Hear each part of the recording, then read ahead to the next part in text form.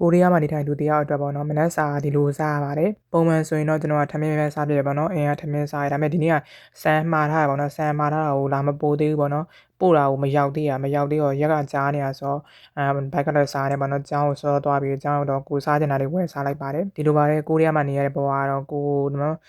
တွေ့ရစားပြီးတော့ပဲဒီဖြတ်တန်းလိုက်ရပါတယ်အခုမြင်တွေ့နေရတော့ဂင်းဘတ်ပေါ့နော်ထမင်းလိပ်လို့ခေါ်တယ်သူတို့ကိုရီးယားနိုင်ငံမှာထမင်းလိပ်တော်တော်စားကြပါတော့နိုင်ငံသားတွေရောသူတို့ရဲ့ကိုရီးယားလူမျိုးတွေနောက်ပြီးတော့ကျွန်တော်ကော်ဖီနဲ့ပဲတောက်ရတော့ကျွန်တော်ကော်ဖီတောက်တော့အရမ်းကြိုက်တယ်ပေါ့နော်ဒီကိုကော်ဖီမတောက်ရင်ကျွန်တော်မနေနိုင်ဘူးဒါကတော့ခရင်ပေါင်းပေါ့နော်အထဲမှာခရင်တွေအများကြီးပါတယ်တော်တော်စားလို့ကောင်းတယ်ထောပတ်တွေနဲ့ပုံသဏ္ဍာန်နဲ့လောက်ထားပါတော့တော်တော်စားလို့ကောင်းတယ်ကျွန်တော်ကတော့ပေါ့နော်ကော်ဖီနဲ့တို့စားတာပိုကြိုက်တယ်ပြီးတော့တရားပေါ့နော်တရားတော့